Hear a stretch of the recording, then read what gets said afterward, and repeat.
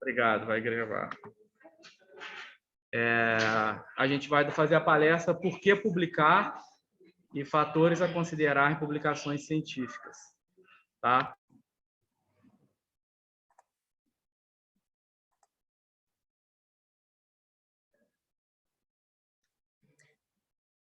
Tá sem áudio para mim agora.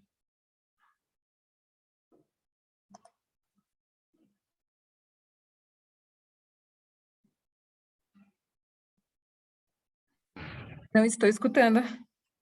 Também não estou ouvindo, não. Acho que fechou teu áudio aí. E agora, estão me ouvindo? Voltou. Então, apresentando... Obrigado. Tá bom. Não, é porque eu fechei aqui. Sim. Tá bom.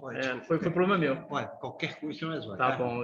Então, a Nédia é bacharel, licenciada em Ciências Biológicas, mestrado em Genética pela Universidade Federal do Paraná, doutora em Ciências Ambientais, com ênfase em marcadores moleculares e a tese em Genética pela Universidade Estadual de Maringá. Tem experiência em Genética, focando em ecotoxicologia e mutagênese ambiental, professora da Universidade Tecnológica Federal do Paraná, líder do grupo de pesquisa em Biologia Molecular, orientadora de mestrado no programa de pós-graduação em Biotecnologia, coordenadora do programa de pós-graduação em Biotecnologia, é coordenadora e supervisora do Laboratório Multiusuário de Análise Biológicas e Biologia Molecular e bolsista Produtividade do CNPq. Ela coordena diversos projetos financiados por diversas agências de fomento do Brasil, incluindo o CNPq, Fundação Araucária, e membro do CETAC, Unidade Geográfica América Latina. Obrigado, Nédia, pelo seu convite. Vou voltar para o Zoom, para a sua tela. Ok, está todo mundo vendo você aqui. A palavra é sua. Super obrigado. Peço desculpa, pessoal, pelo atraso, que a internet ficou instável, não deu para todo mundo entrar no Zoom, a gente teve que adaptar uma caixa de som aqui, mas assim, meia horinha de atraso. Bom, mas vamos ser... É super importante sua palestra, Nédia. Obrigado. Obrigada, eu que agradeço o convite por poder participar. Eu falei para a Raquel que a próxima vez eu quero ir presencial, adoro Rio de Janeiro. Próxima vez me chama para o presencial, quero chegar aí de novo. Na verdade, fui conhecer agora, sou brasileira, mas assim, para o Rio nunca tinha ido, fui, adorei, achei muito lindo, lindo demais. Então, próxima vez quero ir presencialmente aí para ver a universidade, a Fiocruz mesmo não conheço, né? Então, dá para próxima vez combinar mais de perto, né? Então, eu já fui apresentada aí, o professor de vocês já fez a descrição que está no meu Lattes lá, né? Eu vou falar um pouquinho para vocês por que publica e por que eu vou considerar para publicar, né? Então, a gente sabe hoje que na ciência a gente tem... vocês estão aí, né, num hotel para fazer as produções das dissertações e teses de vocês, né? Que é um trabalho final de vocês. E... vocês devem ter bolsas de mestrado, doutorado, devem ter pós-doutores aí também, né? E o objetivo final da ciência, a gente entra sempre no mestrado, no doutorado, pensando em, a gente comenta na área das biológicas, né? Eu quero descobrir a cura do câncer. Aí entra aquele sonho todo, né, de revolucionar a pesquisa, né, e nem sempre é possível. A gente sabe que muitas diversidades, né, a pessoa fala, eu só não defendo minha dissertação se acontecer uma pandemia, e de repente acontece, né, foi o que aconteceu nos últimos anos, e muitos ficaram trancados e fechados, impossibilitados de chegar e fazer o seu trabalho de laboratório, né, muitos tiveram que mudar pouco ou muito o projeto de vocês, né? Mas, de fato, o papel do cientista é chegar e fazer aquela bordinha para estender a fronteira do conhecimento, né? Tem um prof nosso aqui que ele fala assim, não vamos ficar chovendo no chovido, não vamos ficar molhando o molhado, porque a gente tem que, na ciência, descobrir coisas novas, ou pelo menos tentar se reinventar ou chegar naquela borda, naquele limite da fronteira do conhecimento. Então, o conhecimento científico, né? O objetivo de revolucionar, às vezes, não é uma coisa assim de imediato, essa revolução, e às vezes ele fica esquecido por muito tempo, né? Temos bons exemplos aí, né? E tem coisas que são de imediato, que elas já trazem grande inovação tecnológica, mas desde a ciência básica também ela é importante. Só que, de fato, a gente tem que saber que a pesquisa científica, ela vai se tornar útil quando ela chega no consumidor final. Eu sou de um programa de biotecnologia, aqui eu coordeno esse programa, que está na área de biotecnologia na CAPES, é um programa que está muito assim, eles querem que você dê um produto, que você dê um resultado, que você dê, que gere uma startup, que você... É uma coisa muito rápida, que tem que dar um resultado rápido no produto, né? Então, tem essa demanda na área que eu atuo, que é da biotecnologia, né? Eu vim de programas mais clássicos, né? Era um programa de genética, né? Um programa centenário de genética, que trouxe a evolução para o Brasil, lá na UFPR, né? Então, teve todo esse histórico lá, né? Tem pessoas que estão lá quase 90 anos no departamento de genética, ainda estão lá hoje, né? Eu vim da UEM também, de Maringá. Maringá fica pertinho de São Paulo, ali fica na linha do trópico de Capricórnio, ali, um programa bem clássico, né? Então, tem uma maneira de enxergar que a ciência básica, ela vai levar a um conhecimento mais futuro. E a biotecnologia está querendo que a gente tenha um conhecimento mais breve, agora, uma startup, uma bioprospecção que vai descobrir novos produtos, que vai botar isso em mercado, né? Mas, de fato, a ciência tem que ser útil quando ela vai ser levada para um consumidor final, que pode ser aquela pessoa que está na frente da tua instituição, na frente do teu programa de pós-graduação, do outro lado da rua, ela está ali esperando esse conhecimento que pode ser aplicado agora ou mais tarde, né? E os resultados da pesquisa científica, eles têm que ser vistos como um bem público, né? Algo que é pertencente à comunidade, não que vai ficar aqui fechado, arquivo, minha dissertação, minha tese, ela vai ficar aqui, ó, aí não quero publicar agora, não gostei disso aqui, eu vou fechar e vou encadernar isso aqui, o orientador brigou comigo, a banca, eu lembro que na minha defesa sempre foi, a minha mãe comenta até hoje, né? A banca brigou com você, né? As mães sempre falam, né? Se você convidar sua mãe, sua avó para vir assistir, ela vai falar assim, a banca brigou com você. Falei, mãe, eles brigaram, mas eles tinham que brigar comigo. E o papel da banca é brigar com você, né? E ela não esquece, ela falou, aquela moça da banca, ela era ruim, ela brigou com você, né? Aí, às vezes, a pessoa fica decepcionada, né? Porque ela fez 4 anos de um trabalho, né? E vem a banca e fala, ó, isso aqui não tá legal, isso tá bom, mas isso não tá bom, né? Então, a pessoa fica frustrada e fala, não vou publicar, desanimei do trabalho. Mas é um bem público. Você esteve ali 2 anos no mestrado, 4 anos no doutorado, fora todo o tempo que você teve numa graduação, com investimento que veio de um setor público, pode ser que uma parte você tenha feito em privado, mas as pós-graduações, elas têm todo esse investimento que vem de cima, do governo federal, da CAPES, ali para abrir, o PROP, que é um investimento que vem, ela tem que dar essa devolutiva, não é só o trabalho que você escreveu. É o seu orientador que teve ali, é aquele laboratório que te ajudou, que tinha aquele aparelho que você precisava para fazer as coisas, aquele pessoal legal que te emprestou o reagente. Então, tudo isso vai contar no final de um resultado que você vai ter para a sua defesa. Então, não pense que é uma coisa só sua, ele é uma coisa realmente que é pública, né? Então, a própria sociedade tinha que ter, né, essa informação maior, né, ser mais informada sobre a importância que a ciência tem, que o conhecimento científico tem, e ter um papel mais ativo nos avanços. Até pus essa figurinha outro dia, porque eu recebi um artigo para avaliar outro dia, ele não era bem da minha área, era um pouco fora, assim, né? Mas o autor trazia tanta fórmula, tanto dado, tanto número assim, e ele colocava aqueles números lá e tal.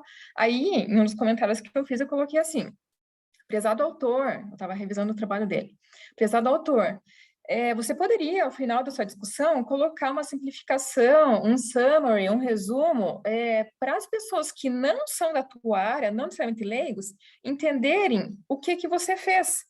Porque as revistas, algumas delas exigem uma multidisciplinariedade. O meu programa, por exemplo, de biotecnologia, ele exige que cada disciplina seja dada por 2 professores diferentes. A disciplina que eu dou, eu sou bióloga, como o professor de vocês comentou ali, é um agrônomo que dá junto, tem um engenheiro de bioprocessos que dá junto. Então, tem que ter mais de uma área do conhecimento para você poder aliar esses conhecimentos e ter uma resposta com um âmbito mais amplo, né? Mais aberto ali. Então, a sociedade tinha que estar mais ativa e vocês passarem esse conhecimento para eles também, né? A universidade, a instituição de pesquisa, passar esse conhecimento para eles, a tal da divulgação científica. Então, isso teria que estar mais aberto para eles, né? Vocês sabem, vou falar um pouquinho mais para frente, mas geralmente o conhecimento está fechado, né? Nas instituições de pesquisa, de universidades, é difícil a pessoa de fora ler. Às vezes você vai até explicar para o teu familiar, chega aquele almoço de domingo, de Natal, né? Eles perguntam, E você não está trabalhando, está só estudando, né? E você faz o que lá? E você ganha só para estudar, não está trabalhando, não, né? Quantos de vocês já escutaram essa história, né? Aí você vai e fala, não, eu estou estudando, mas eu ganho, eu sou pesquisador, né? Aí eles perguntam, mas o que você está fazendo, né? O que você faz lá? Aí você tem que tentar explicar da melhor maneira possível o que você está fazendo, seja para o seu tio, para a sua avó, para os seus parentes lá, de mais perto ou de mais longe, o que você está fazendo, que você fica tantas horas, às vezes madrugadas na universidade e não está em casa, né? Então, isso deve ser repassado não só para aquela pessoa da sua família, mas de uma forma que seja esse conhecimento seja levado para fora da universidade. Outro dia mesmo eu vi a professora Raquel, né? Ela fez uma entrevista, ela mandou os links para a gente olhar ali na entrevista que ela deu sobre a questão da poluição aí no Rio de Janeiro. Então, esse tipo de divulgação científica que você faz, o conhecimento científico ser levado de uma forma que vai para um jornal, para uma mídia divulgativa, ele também é importante. Então, isso faz com que a comunidade entenda o que é feito aqui dentro e que nós não somos aqueles extraterrestres que ficam fechados aqui fazendo coisa que ninguém está entendendo, né? Então, é bem importante. Então, para que esse conhecimento seja levado para frente, as agências, as instituições, devem facilitar a discussão e a apresentação de forma que isso realmente possa servir ao público, sem, é claro, perder aquela integridade científica, né? Você vai crer, tem revistas, por exemplo, que elas tentam fazer um marketing tão grande em um assunto que acaba até perdendo o que deve ser realmente feito, né? Ou a verdade em cima daquele assunto, né? Eu sempre dou um exemplo na minha disciplina de evolução, tem um exemplo super interessante, né? Eles falam assim, tem uma chamada que fala assim, a morte começa aos 27 anos. Aí todo mundo se preocupa, meu Deus, eu tô morrendo, já passei dos 27, faz um bom tempo, né? Aí ele começa, embaixo está escrito assim, pequenininho, pelo menos os neurobiologistas comentam que os neurônios desenvolvem até os 27 anos e depois eles começam a parar de desenvolver. Então não precisava colocar essa nota tão assim, espetacular, que no final das contas não é bem assim a interpretação daquela resposta científica, né? Então, além de ser comunicada a pesquisa científica, colocada nas revisões por pares, né? Porque não é só mandar para o jornal local ali, ou mandar para uma divulgação científica, você tem que fazer as revisões por pares, porque é os teus pares, as pessoas que entendem o teu assunto, que vão dizer se esse trabalho foi bem conduzido. Então, você tem que ter também essa condução bem feita, os métodos têm que ser apropriados para responder aos objetivos, a execução tem que ser eficiente, as publicações, como elas são escritas, elas têm que ser reprodutíveis para que outra pessoa pode chegar, eu quero fazer isso, mas com outra substância, tentar reproduzir para que, ou às vezes para tentar verificar com a mesma substância, se é isso mesmo, né? Porque às vezes você vê resultados contraditórios. Eu, aqui no Paraná, tive um resultado, pode ser que vocês, e aí outro estado tenham, com o mesmo método, um resultado diferente. Então, tem que ser replicável, tem que ser reprodutível esse meu método aqui. Então, o conhecimento científico, ele tem toda essa demanda. Aqui embaixo cortou, mas eu estou usando uma referência de um livro que é de revisão sistemática, que é uma das disciplinas que eu dou aqui no programa de biotecnologia, né? Foi uma área que deu bastante destaque aqui, recentemente, durante a pandemia aí, né? E ele também comenta que um relato adequado... professor, fica apitando para mim, acho que você consegue fazer a admissão das pessoas que aparecem aqui, né? Apareceu aqui Maiana Santos. Então, acho que é você que faz a autorização da entrada delas, né? Admissão. Tudo bem? Vamos continuar? Tudo bem, tinha que apareceu uma pessoa para entrar, a gente colocou. Né, a gente não precisa se preocupar com isso não, tá? Tá, ele fica apitando para mim aqui, dando uns plim-plim aqui. Acaba apitando, é porque você está como co-host, está autorizada a apita. Não se preocupa, beleza. Não. Quando apitar, a gente mexe aqui. Tá bom. Deixa eu apagar aqui da frente do meu. Tá bom. Não estou acostumado com esse Zoom, aqui a gente usa o Gmeet aqui, mas vamos lá, né? Então, quando você vai escrever sobre o seu trabalho ali, né, ele tem que ser adequado, né, o que você vai escrever, esse relato, para melhorar a prática, seja ela clínica, científica, biológica, de forma geral, inclusive auxiliar em políticas públicas. Então, a minha área é bem da parte da ecotoxicologia ali, né? A gente verifica contaminação, poluição ambiental, né?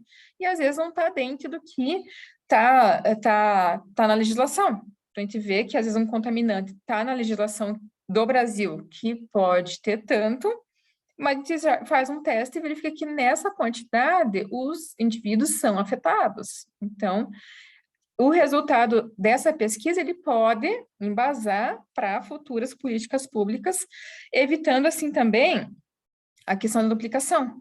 Às vezes, o aluno vai lá, faz aquele trabalho, aí ele pensa assim, nossa, que chato, eu não consegui resultado nenhum. Meu resultado não deu diferença entre os grupos que eu fiz o tratamento ali.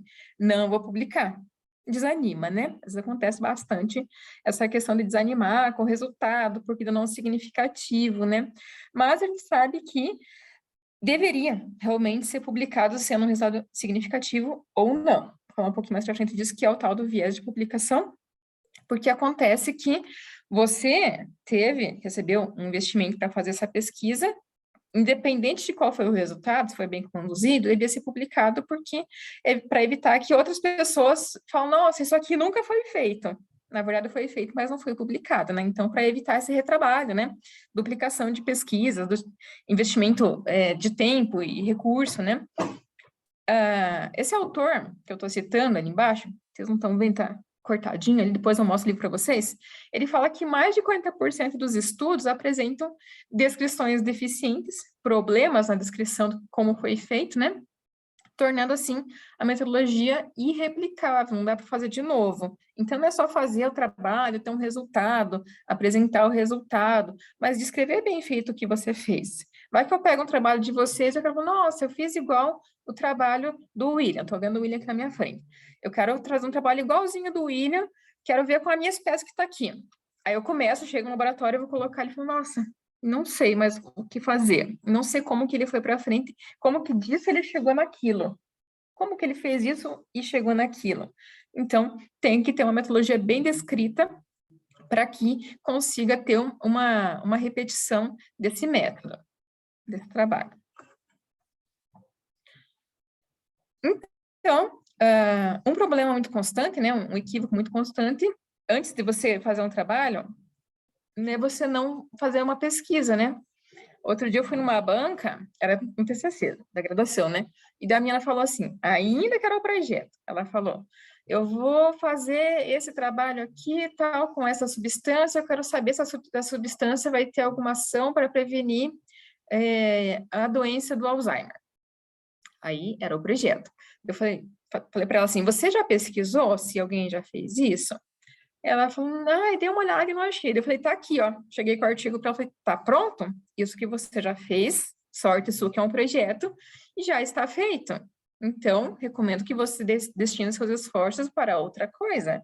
Então, para evitar que tenha esse gasto de recurso humano, gasto de tempo, de dinheiro, recurso humano, no caso, vocês, né? Vocês são recursos humanos valiosos no nosso país, né? Uma pequena porção de pessoas que conseguem chegar a um nível de graduação e além do nosso país, não vamos perder o nosso tempo chovendo no chovido.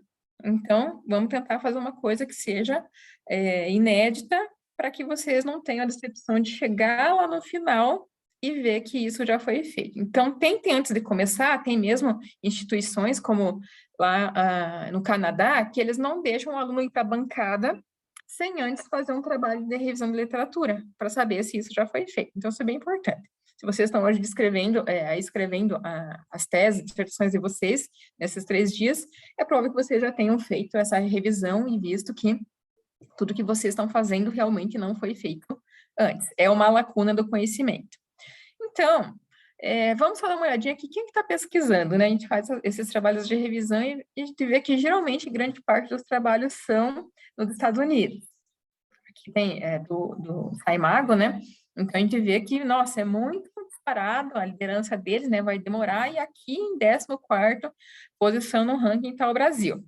É até admirável que a nossa pesquisa no Brasil, ela é feita só por pós-graduandos, pesquisadores de institutos e de fundações. Grande parte deles não tem uma remuneração efetiva por fazer a pesquisa, é mais amor na camisa mesmo, né?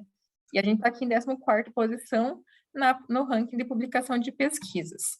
Aí a pergunta é, você faz sua pesquisa, e quanto você pagaria para ler um artigo científico? Quanto que custa um artigo científico? Eu não sei se vocês estão vendo na frente, ou estão vendo as carinhas aqui. Eu vejo as carinhas na frente, mas de vocês, mas no cantinho aqui dá para ver que a pergunta nessa não é uma notícia atual, mas ela continua ainda sendo verídica, né? Se você pagaria 6 mil para ler uma revista, né? Então, quanto você pagaria para ler uma revista? A gente sabe que a ciência é pago, e isso acaba dificultando também o acesso ao conhecimento, né? Ou ela é pago por vocês, pelo pesquisador, ou ela é pago por quem vai ler, né? Hoje, a gente tem um grande privilégio de ter aqui a CAPES, né, nos anos 2000, né, 11 de novembro, ela lançou o portal de periódicos, né, tem vários estudos comentando o sucesso do portal de periódicos, né. Em 2007, um gasto foi de 35 milhões de dólares do Brasil com esse investimento. Outro dia veio aqui uma pesquisa da Tunísia, e eu perguntei para ela como que era lá, né, ela falou que lá não tem um acesso a periódicos. Eu falei, mas e o que vocês fazem, então, para obter o conhecimento? Daí ela falou, a gente tenta achar o que tem disponível por aí, né? Mas não tem um portal para você chegar, acessar as bases do conhecimento e verificar o que é o conhecimento mais atual, revisado por pares. Então, veja a dificuldade. Então, nós ainda conseguimos, no Brasil, ter esse aporte de conseguir entrar ali, e tem a comunidade acadêmica federada no portal do periódicos, né? Aí vocês entram ali e conseguem verificar todos os periódicos que a CAPES permite que nós acessamos, né? Então, ou você quer ler um artigo, pagaria, você está dentro da instituição, você pode ter um acesso, as instituições que têm mestrado, doutorado, podem ter esse acesso no portal de periódicos e acessar, mas as demais pessoas fora desse nosso reduto não têm acesso a isso, né? A não ser que o pesquisador resolva te pagar. Então, só para ter uma ideia, né? Se eu quisesse publicar na Nature, né? Não consegui nem mandar um artigo para a Nature até hoje, né? Geralmente, aquela pessoa que mandou para a Nature é aquela que é apontada na rua da instituição, assim, da universidade, e fala, ó, essa pessoa aqui, ela mandou para a Nature, ela publicou na Nature, né? Ou na Science, né? Porque não é muito fácil conseguir uma publicação lá. Mas se eu quisesse mandar para lá, ou um de vocês quisesse mandar para lá, né? Todos temos capacidades, né? Quanto que ia pagar? Então, olhei ontem, o preço está lá, 9.500 euros. 9.500 euros, se eu quisesse publicar no acesso aberto na Nature, isso ia dar 50 mil reais. Dá mais ou menos umas 20 bolsas do que vocês estão ganhando aí, se vocês forem do doutorado, ou todas as bolsas que vocês ganharão na vida de vocês na bolsa do mestrado. Então, assim, o que a gente faz? Como humildes cidadãos, né? A gente pega e manda no acesso fechado. Quem quer ler vai ter que pagar. E mesmo eu, se eu estiver na minha casa sem o acesso, eu vou ter que pagar. Então, isso que acontece. É o que a gente acaba fazendo por não ter, assim, de pronto, disponível 50 mil reais para pagar em uma publicação. Alguns são menos, né? Alguns outros periódicos você paga ali 14 mil reais, 15 mil reais, 9 mil reais, né? Então, depende de quanto você, de qual que é a revista que você mandou, né? Mas, experiência do pessoal daqui, né? Geralmente a gente tem mandado para as revistas que aceitam a gente mandar sem esse open access, sem esse acesso aberto, que daí a gente vai conseguir mandar e não ter que pagar. Eu, como pesquisador, que já paguei todo o meu, muita gente paga do bolso, né? A gente pega e, faltou luva, vou lá e compro as luvas do meu dinheiro. Faltou ponteira, vou lá e compro o meu dinheiro. Ainda vou pagar mais 20 mil reais para publicar um artigo. Então, a gente sabe que nessa questão das revistas, é bem difícil a gente conseguir pagar para a gente fazer a publicação. Algumas instituições têm um recurso para que a gente consiga publicar, né? Nós temos um mínimo aqui, né? Mas a gente sabe que não é a realidade da maioria das universidades ou das instituições de pesquisa. Por que eu vou publicar meu artigo, né? Então, o primeiro fato é que eu publicar esse trabalho é uma devolutiva do investimento público que fizeram em mim. Seja da bolsa que eu ganhei, vocês estão na pós-graduação, vocês ganham também o PROAP, que vem da CAPES, então bem mais um recurso financeiro que vem para os programas, para cada aluno da CAPES também, daquele laboratório que tem toda a estrutura que te ajudou a fazer, do orientador que recebeu para te ajudar ali, né? Então tem toda essa devolutiva, aquela pessoa que destinou tempo, até da pessoa que limpou o laboratório para a gente, foi um dinheiro que financiou a tua pesquisa. Então toda essa movimentação, a luz elétrica que tá ligada aqui, internet, quem está pagando, né? Então tudo isso tem que pensar que é uma devolutiva que você vai dar, é você publicar teu artigo. Só para vocês terem uma ideia, não tem a estimativa de custo de vocês aí, quanto que cada mestrando ou doutorando ganha aí, ganha não, gasta, né? Custa. Então, aqui o nosso diretor, ele sempre, quando vai na colação, ele fala para os alunos assim, parabéns, vocês estão formando, são graduados, bacharéis, licenciados, e vocês nos custaram 30 mil reais por ano. Cada aluno custou. Então, ele faz a conta. Aqui tem 20 alunos, vocês custaram por ano, cada aluno, 30 mil reais. Não deve ser tão diferente de outras instituições. Aqui é federal também, né?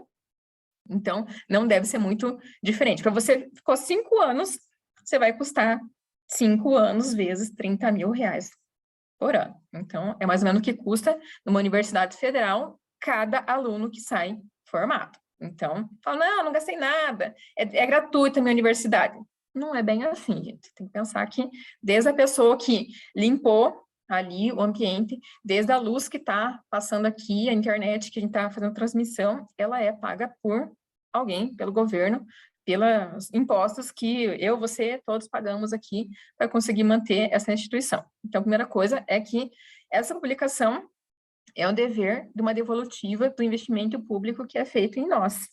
A universidade é pública gratuita, mas, assim, alguém paga por isso, né? Alguém está pagando, todos estão pagando, no caso, né?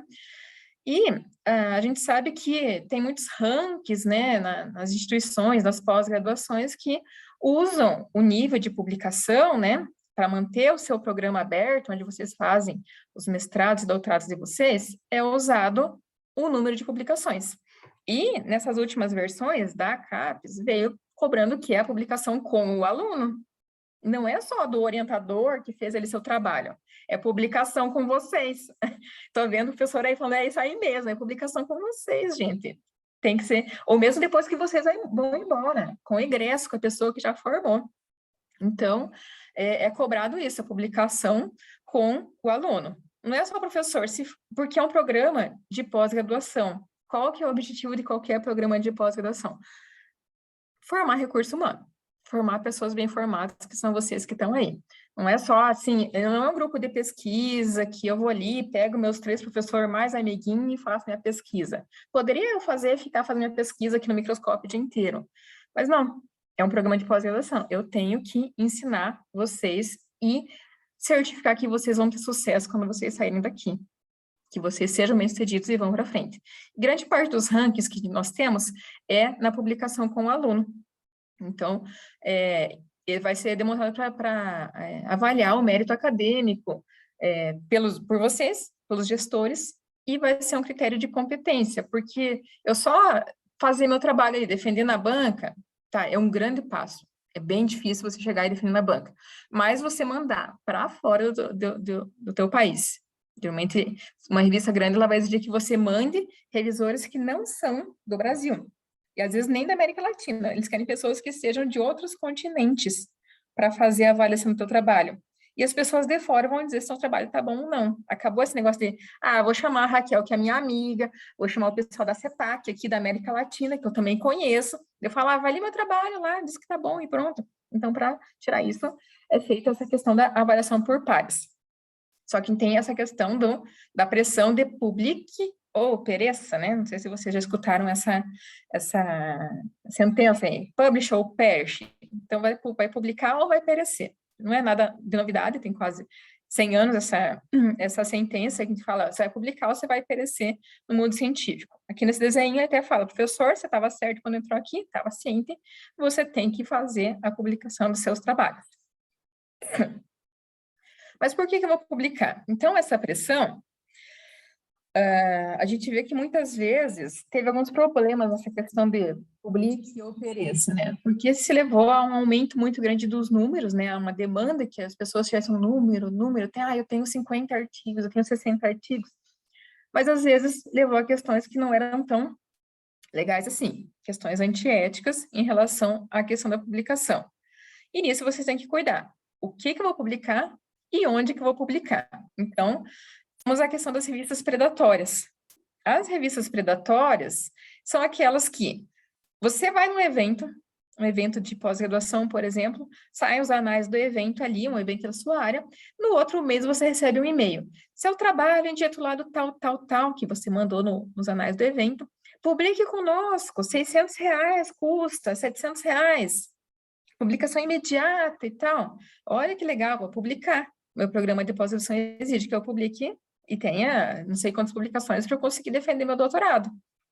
Cuidado, porque eles entraram no embalo que essa publicação ela é rápida, pode ser muitas em português, mas ela não está bem dentro da questão ética ali, porque você vai publicar e eles não vão ter essa revisão por pares.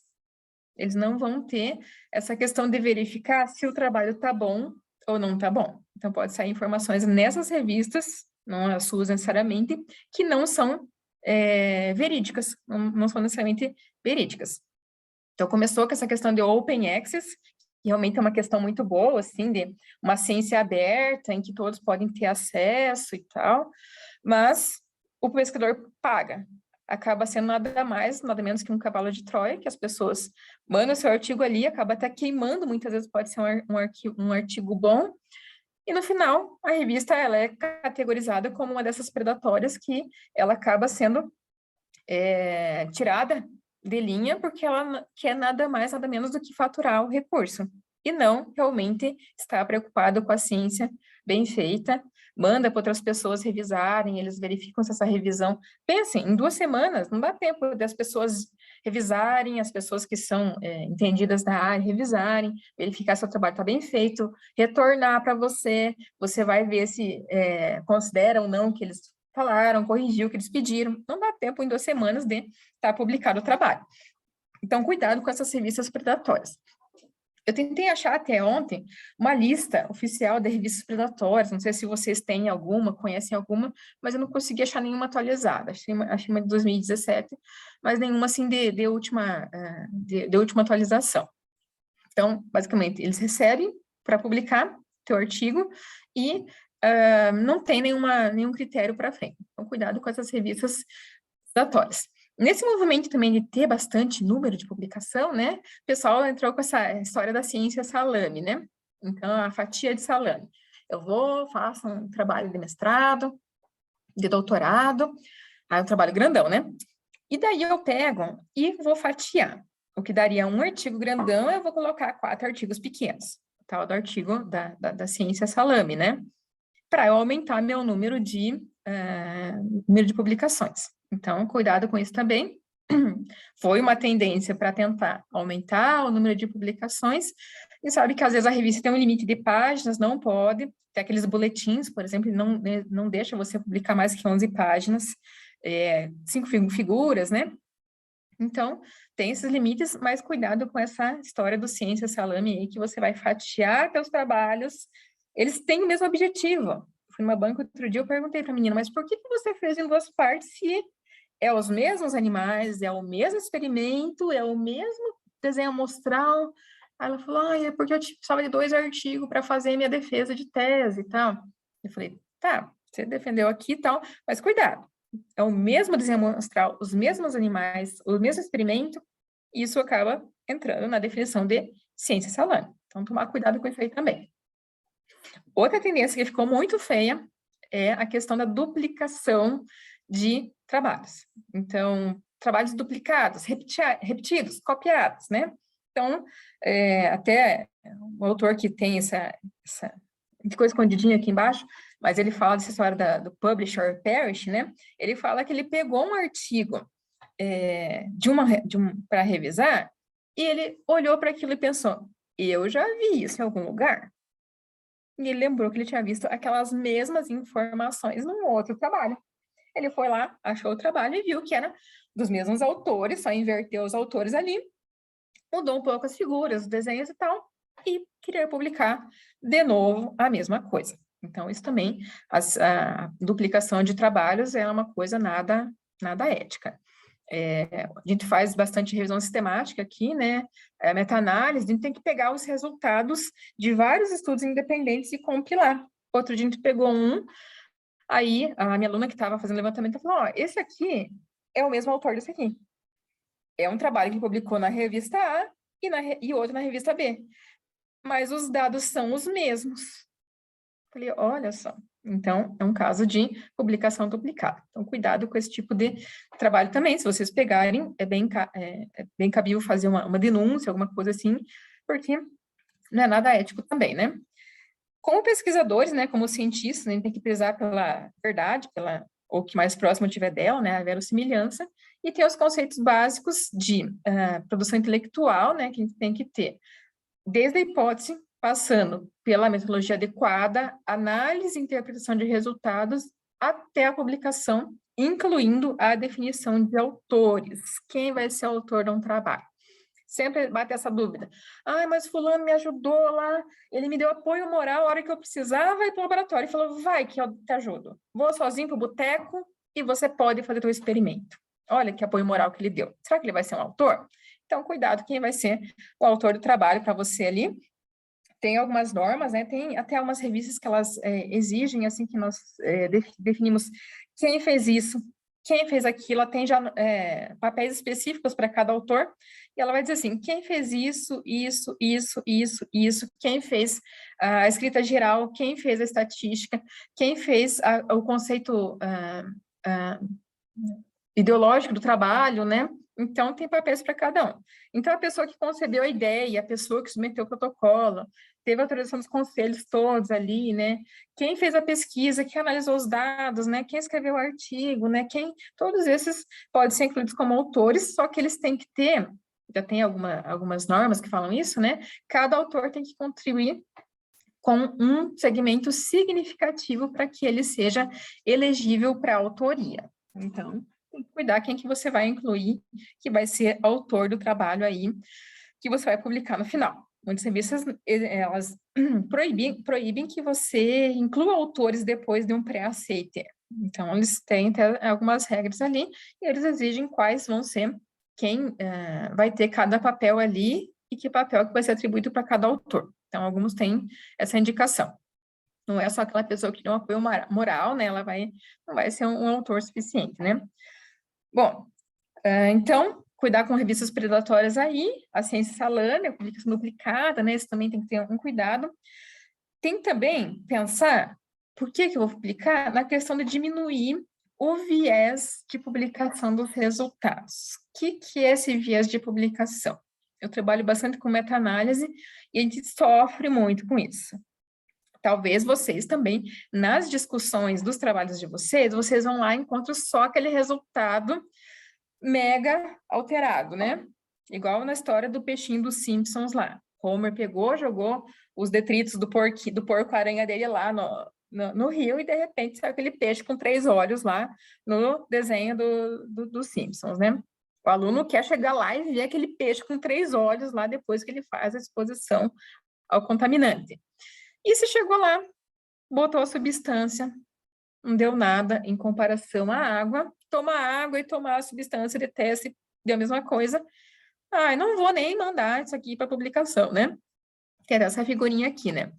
O pesquisador chega ali com os artigos dele, aí a editora fala assim, ó, você pode escolher onde que você quer colocar teu artigo, baseado nas 2 categorias aqui, ó. Resultados estatisticamente significantes vão para cá, publicação, e resultados não significantes vão para cá, para o lixeiro, né? Então, o que acontece muitas vezes é o resultado não significativo, ele não vai nem ser mandado. Às vezes a banca não gosta tanto, né? isso desanima o aluno. Aí, o aluno desanima, não manda para frente, o editor não passa para os revisores não deixam para frente se não for um resultado significativo.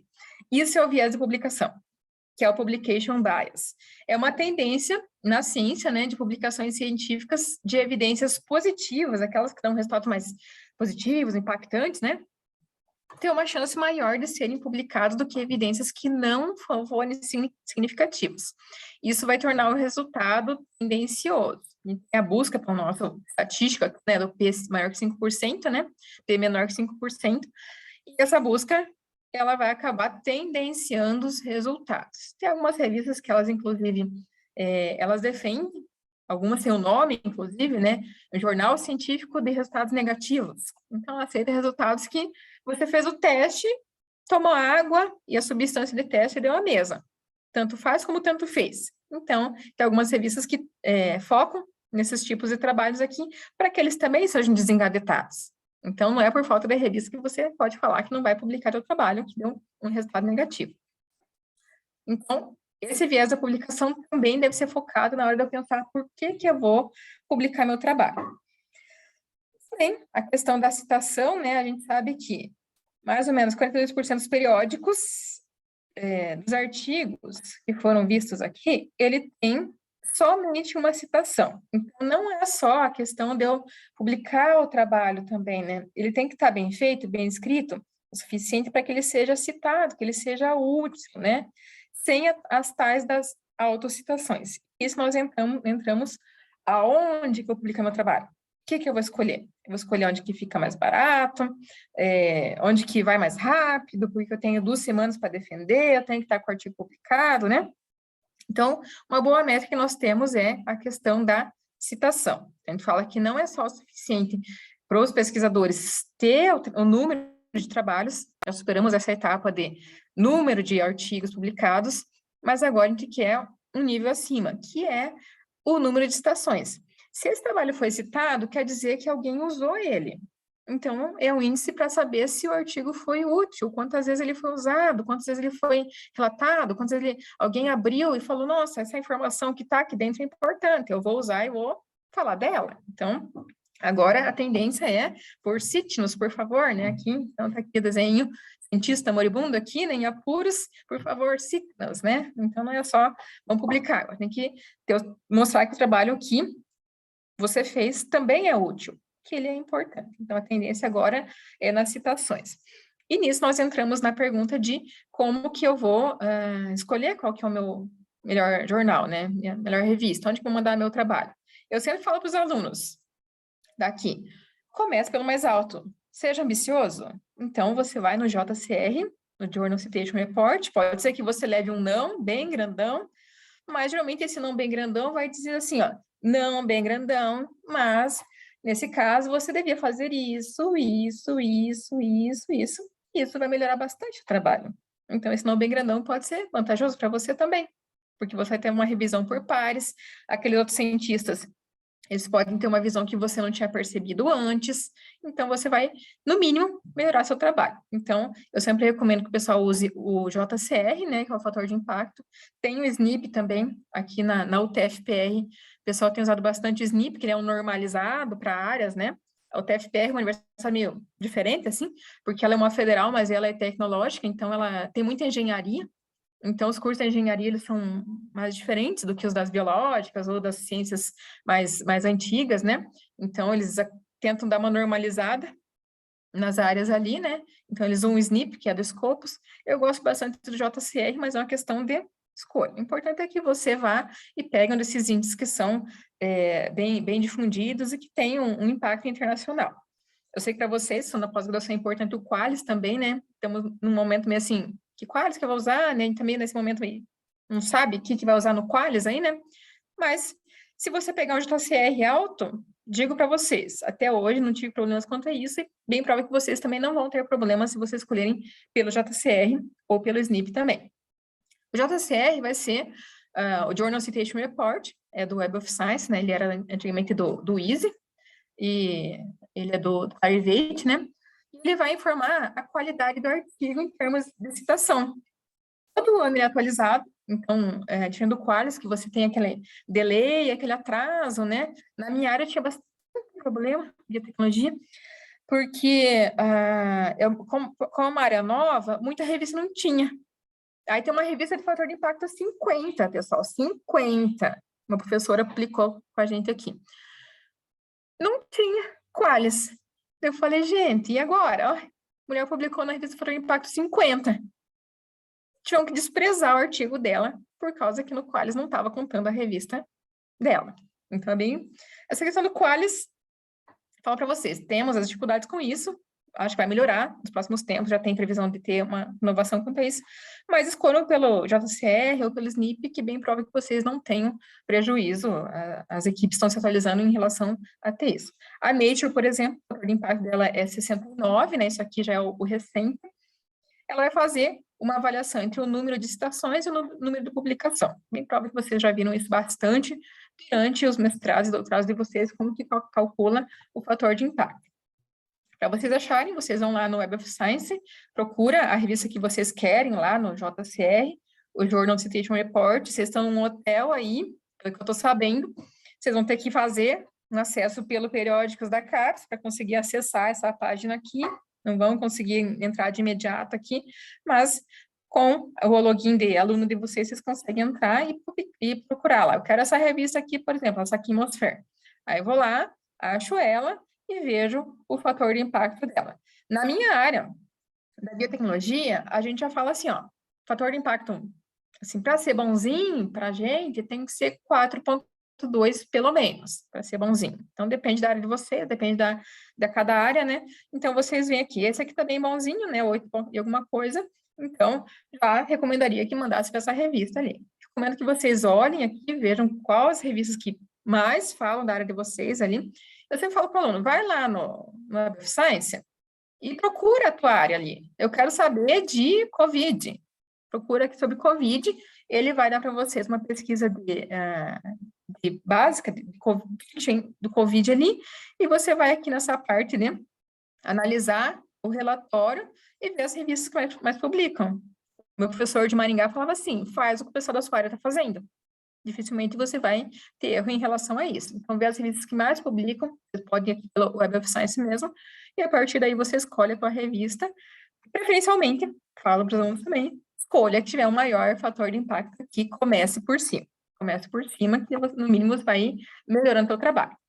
As diferenças entre áreas existem, né? Nós temos aqui neurociência, né? Farmacologia, as humanas sofrem um pouquinho mais, né? As partes médicas, elas têm uma área mais em destaque também, né? Então, em questão de médicas, nós temos os fatores de impacto maiores, né? Nas revistas médicas, né? Só que tudo isso sempre se dá aquele jeitinho, né? Então, teve alguns problemas quanto ao fator de impacto, né? Que foi a comercialização do fator de impacto, a corrupção do fator de impacto, né? Porque, assim, o que é o fator de impacto? Número de citações, né? Aí eu falo para o professor de vocês aí, ó, fala, ó, cita meu trabalho. Ou eu vou lá, falo com meus alunos, tenho 20 alunos aqui, ó. Vocês todos vão citar o meu trabalho, que é o melhor do mundo. Aí eles vão publicar os artigos deles e citam o meu trabalho. O que é isso? A autocitação. No final, vai ser os meus alunos citando o meu. Claro que sempre acontece, porque você desenvolve um método, alguma coisa ali, isso é aceitável. Um limite que é aceitável de autocitação. Nós temos aqui nesse slide, por exemplo, em revistas que, inclusive, exigem que você, algumas brasileiras já fizeram isso comigo. Falaram, ó, a gente vai aceitar teu trabalho desde que você cite 5 trabalhos da revista. Já recebi alguns pedidos, assim, de algumas revistas, né? Pode ser, olha, tem um método que a gente faz no laboratório que a gente faz aqui, que foi desenvolvido aqui. Então, o aluno que vai repetir isso aqui, ele vai citar esse método feito aqui. Acontece. Um nível de autocitação, ele é permitido. Aqui, é amarelinho a autocitação. Um nível assim de autocitação, esse amarelão aqui, ó, já é de desconfiar. Não é fora, não está dentro da normalidade esse nível aqui. Ó, 5 vezes mais autocitação do que citação de fora, nessa revista aqui. Então, isso aqui realmente está fora do convencional. O normal é você ter uma pequena porcentagem de autocitação amarela aqui, isso aqui desconfiar. Há muito alto nível de autocitação. Um pouco é permitido. Esses casos que, de 90 citações que você tem, 2 é do seu laboratório, porque é o mesmo trabalho naquele grupo de pesquisa. Então, você sabe que, o grupo começou com essa espécie, daí foi para aquela outra espécie. Então, dá para você relacionar os trabalhos. Mas você tem, em uma revista, muito mais autocitações do que citações externas, isso é de se desconfiar. E o Journal Citation Report, né, ele puniu 66 revistas por fazer esse tipo de prática aqui. Não contentes com isso, além da autocitação, teve pesquisadores que fizeram assim. Parece um nepotismo, né? Um nepotismo. Eu vou e pego os meus. Não vou pegar os meus. Eu pego o professor da Fiocruz aí e falo, professor, vamos fazer assim, ó, você cita meu trabalho e eu cito o seu. Nós fazemos essa cruzadinha, tipo aquela história.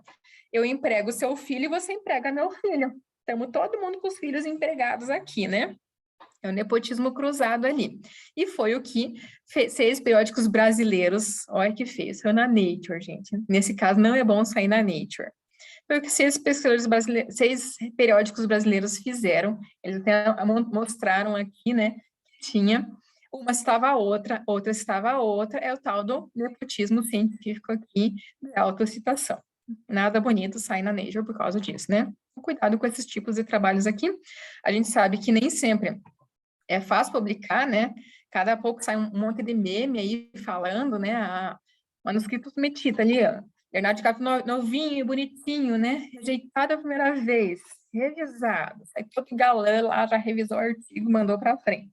Rejeitou de novo, terceira revisão, para no final ser aceito. A gente sabe que, às vezes, é muito difícil você conseguir publicar, tem trabalhos que levam realmente anos para você conseguir sair, né? Não desanimem. Lembram do Mendel? Eu dou aula de genética aqui. O que Mendel fez? Publicou um trabalho chamado Hybridseninfluenzung, em alemão. Ninguém leu aquele trabalho. Devia ser tão chato, gente. Ficou lá, 50 anos esquecido, aquele trabalho.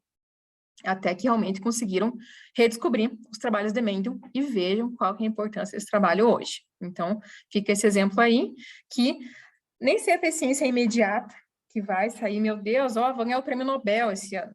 Não vai sair, gente. Então, não vou descobrir a cura do câncer durante esse meu mestrado aqui, mas toda a ciência vai ter sua cota de importância quando você conseguiu fazer esses passos de ética, esses passos de ciência bem feita, de revisão antes de você começar um trabalho, de chegar no final e o fim desse marco científico é realmente aquela publicação. Quando eu consegui publicar meu primeiro artigo, eu dei para minha mãe e falei, guarda, mãe, olha que bonitinho, tem o meu nome aqui, o teu sobrenome está aqui. Ela ficou tão feliz. Ela não sabe nada, está escrito lá. Está tudo em inglês, ela não entendeu o que está escrito lá. Expliquei para ela. Mas, realmente, no final desse trabalho, como um artigo científico publicado, disponível na literatura científica, realmente é a concretização, é o fim de um trabalho científico que vocês começaram durante o mestrado, o doutorado, e realmente vocês estão pagando o débito científico de vocês. Só para vocês terem uma ideia, eu defendi meu doutorado em 2013, em 2018 eu publiquei meu último artigo de doutorado. Então não é assim, acabei, já 3 artigos pronto, no outro ano está publicado. Nem sempre a gente consegue. Penso que não desistam. Vou até o final. E quando eu publiquei meu último artigo de doutorado, eu falei, conta paga. Tipo aquela pessoa para academia, né? Paguei o de hoje, né? Meio que assim, conta paga, paguei meu débito científico com a UEM, a Universidade de Maringá, que eu fiz meu doutorado, a vida que segue, vou para frente na minha carreira científica. E a partir daí você consegue ter uma linha tua, e esse é o objetivo dos programas de pós-graduação, que vocês saiam com linhas de vocês, que vocês façam essa nucleação, que vocês vão para outros locais e fundem os seus grupos, os seus laboratórios, as suas empresas que sejam, e trabalhem com o que vocês foram preparados, com o que o Brasil preparou vocês para fazer durante esse tempo que vocês estiverem sob a tutela da CAPES, né? Bom, pessoal, eu acho que seria isso. Eu queria passar para vocês hoje aqui. Espero que vocês tenham...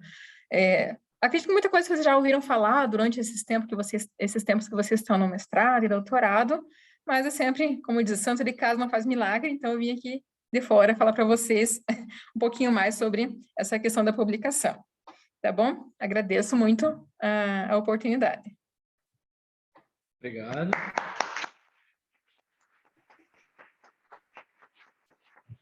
Deu para escutar as palmas? Sim, Senti o calor, né? Porque você fica falando para as câmeras, tem bastante gente, ó. Todo mundo adorou aqui. Um grupão, hein? Saudade do meu doutorado, gente. A gente ficava uma semana no Rio Paraná vendo onça. Desculpa, Nédia, não escutei. Pode repetir? Quando eu fiz meu doutorado, a gente ficava uma semana no Rio Paraná vendo onça. Então, obrigado. Adoramos aqui. A gente gravou, inclusive, se alguém quiser depois assistir. Obrigado aqui. Estão falando aqui, tem pessoas também do Rio de Janeiro, também estão conectadas, estão falando obrigado por compartilhar. Pessoal, vamos abrir aqui uns minutinhos. Alguém quer perguntar para ela, ou no Rio, né, no Pai, pode falar pelo Zoom, ou aqui presente. Alguém quer fazer uma pergunta para a Nédia? Alguma dúvida? Eu queria saber o site. Uma pergunta aqui, Nédia. Está perguntando o site que aparece o ranqueamento dos países de publicação. Da O Saimago. Deixa eu ver se eu já consigo pegar aqui para botar no chat para vocês. Saimago Júnior. saimagojunior.com. Eu já pego aqui. Você falou muita coisa que a gente, né, que é necessária falar para os alunos, a importância, né, que às vezes não tem essa visão, e nada melhor que trazer alguém de fora, é verdade, para poder passar isso. Né? Como de santo de casa não faz milagre, né? Não faz mesmo. Ué, pergunta aqui, ó, temos perguntas. Sobre o novo Qualis, a gente já pode esperar alguma coisa? Né, já é uma pergunta comum a nossa, sobre o novo Qualis, o que esperar? Dizem os comitês de área que eles vão preparar, né? Que eles estão preparando um aí, né? Qualis único agora, né? Um Qualis único. Para nós, da biotecnologia, vai ser publicado o Qualis único quando sair a nota final dos programas, que está no período de reconsideração agora. Aí, quando sair a nota final, eu não sei de cabeça o calendário da nota final. As reconsiderações foram até 3 de outubro. Aí, quando sair o Qualis final, a nota final vai sair o Qualis para todos. O problema é que a gente está no meio do quadriênio, né? Vai ser um Qualis, né?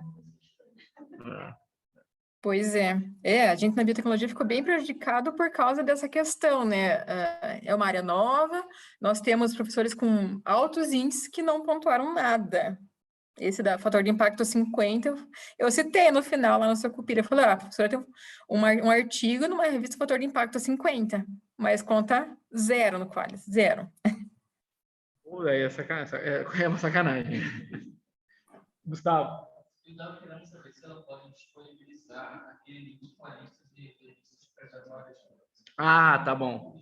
Nédia, não sei se você escutou, ele está perguntando se você pode disponibilizar, mesmo que a antiga, a lista de revistas predatórias, mesmo que a desatualizada, Sim. né? Tá. Deixa eu ver se eu consigo pegar o link para vocês aqui. Vai botar o link aqui. Você copia, Selma, o link? Eu não sei se para passar. Tá bom. Mas temos perguntas aqui mais, né? Sobre a questão de submissão de resumo para congresso, de trabalho de congresso e artigo, existe algum conflito? Tá. Submete para o congresso, mas você quer...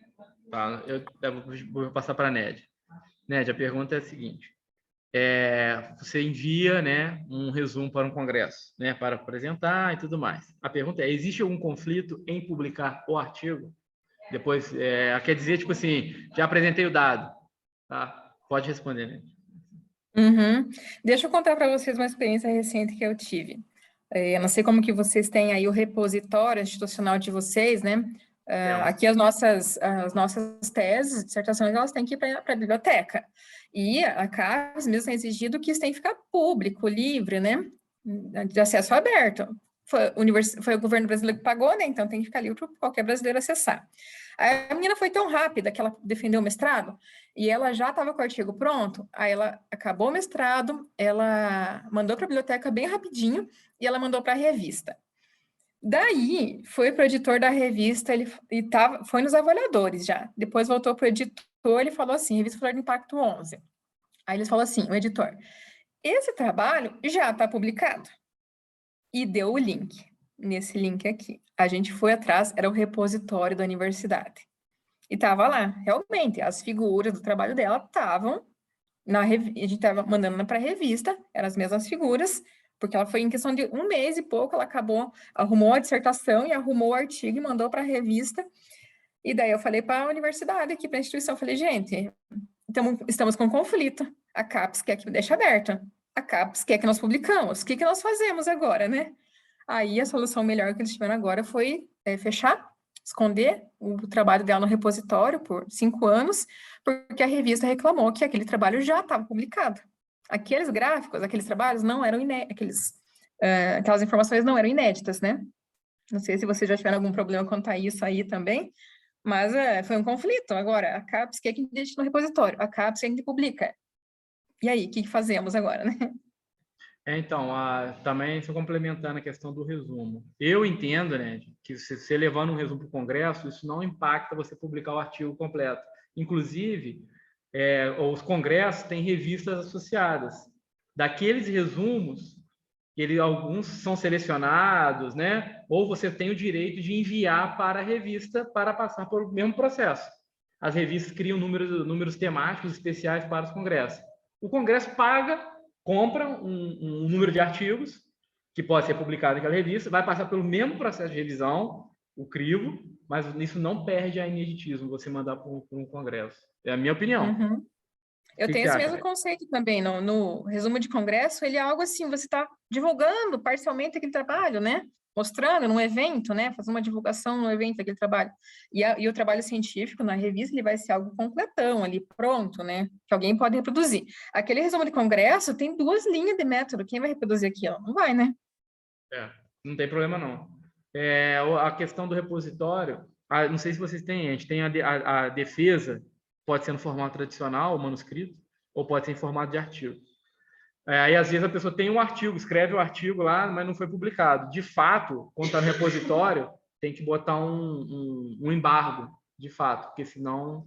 Porque acontece, vai estar na rede em inglês, quando você enviar o artigo, tenha digamos, uns programas que detectam os trechos que já foram publicados. Como você enviou, está na internet, a editoração vai ver que você já publicou aquilo e vai ver que não vai rejeitar o seu trabalho.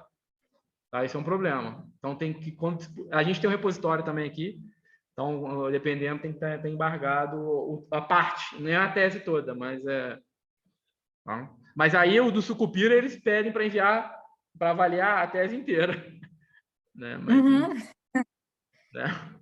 é isso, tem que tomar esse cuidado quando for formato de artigo, e principalmente o artigo já está em inglês, aí as revistas vão detectar que tem coisa publicada. Eles pegam. Mais o que? Henrique, eu queria saber a opinião dela sobre esses periódicos que são acesso aberto e que, em vez de ser uma revisão por pares anterior à publicação, são uma discussão aberta para o mundo todo. A pergunta é sobre o Open Access. Vou passar para a Nédia, então, a pergunta.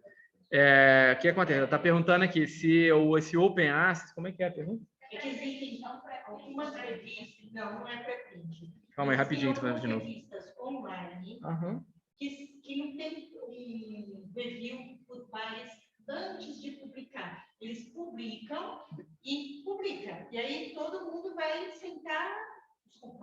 vai chicotear o seu artigo, mas em vez de ser pré-visto, ele é pós-discutido. Mas isso não é pré-print, não? Não é. São revistas abertas, totalmente abertas. Ela está falando sobre não é Open Access, não. São revistas totalmente abertas. Eu não assim, você tem eu essa acho que eu opinião escutei o que ela sobre isso? perguntou. Você escutou? Ela perguntou sobre aqueles casos que não é uma revista por pares, é aberto e qualquer pessoa pode opinar, como se fosse aquelas de agência regulatória, né? A agência regulatória fica aberta para consulta pública, é algo assim, né, que ela perguntou. Não é consulta pública, mas mais ou menos isso. O que você acha disso? Isso pode dar um grande avanço para a ciência, mas também leva à questão assim de poder dar muito margem para qualquer um, que pode ser que não seja especialista, ou que tenha conflito de interesse, falar, esse trabalho não está bom por causa disso, isso, daquilo, né? Então, talvez uma revisão por pares aí, e depois você sempre vai ter aquela possibilidade da pessoa ser questionada, né? Nós tivemos um artigo, inclusive, que foi de revisão sistemática, que teve como que eles chamam? Aqueles questionamentos, né? Até nessa revista que eu mostrei para vocês, a Atmosphere, aí o autor falou assim, ele veio e fez aquele questionamento, que para eles sai como publicação também, né? Que ele falou assim, por que o autor não fez isso, né? Eu não lembro como que eles chamam agora, não é um questionamento, é não lembro agora. Não é bem uma sugestão que eles falam, é um conselho? Também não é. Eles fazem, quando você publica um artigo, eles podem vir e questionar teu artigo, né? Depois que é publicado. Depois de publicado, aham. Correções, assim, que tipo umas... Não é uma... Eu sei, opinião, carta de opinião, letter... Alguma coisa assim, né? Foi nessa revista. A gente fez uma revisão sistemática, daí teve um autor, eu sei que ele era um pós-doutorando americano, né? Ele até escreveu o primeiro autor e falou, tem que publicar, eu vou publicar essa questionamento, essa sugestão para vocês aí, né? Aí ele basicamente escreveu assim, os autores fizeram isso, mas não fizeram isso. Nossa resposta, tem direito à tréplica, né? Ele vem com essa réplica, a tréplica, né? A revista mesmo falou que você ia publicar o dele depois que nós dessemos a resposta para ele. A gente falou, não, a gente fez isso, aquilo, mas você pode fazer aquilo, outro, né? E daí eu até, depois veio a revista, mandou uma outra para eu corrigir, né? Uma outra dessas réplicas aí de outro autor, né? Outro artigo, e daí eu falei para a revista, assim, a Stotten, né? Eu falei que estava virando meio palhaçada isso, porque daí veio um terceiro autor e comentou isso ali, né? Porque a gente sabe que eles pontuam tanto quanto um artigo completo. Eles vão querer a publicação, é isso. Conta. Esses questionamentos, vou passar aqui, esses questionamentos, quando o artigo já está publicado, alguém questiona ele, tem uma sessão e sai como um artigo, sai lá. Sai DOI, sai... E daí eu falei para a Stotten, para a revista, que eu não ia mais avaliar esse tipo de questionamento, porque já estava virando assim uma fofoca. Um falou isso, outro falou aquilo, outro falou aquilo, só porque cada um queria sua publicação, né? Mais o que, gente? Mais alguma coisa? Alguma dúvida, alguma pergunta? Alguém do Rio aí? Vamos ver quem está aqui. A Carolina, Cristina, Fátima, Sheila. Tudo certo? Tá. Então a gente encerra aqui, né? Te agradecer, tá? A gente vai mandar já pedir para o pessoal do programa aqui mandar uma declaração para vocês, de agradecimento, né? Para também formalizar, né? E obrigado já, a gente se vê também, você aceitou participar da Júlia lá também. A gente vai se encontrar outro dia. Tá. Bom, então, eu que agradeço mais uma vez. Tá, Joia. Estadia para vocês no hotel aí. Tá bom, obrigado. Boas dissertações e teses. Tchau. Tchau, Nélia. Tchau.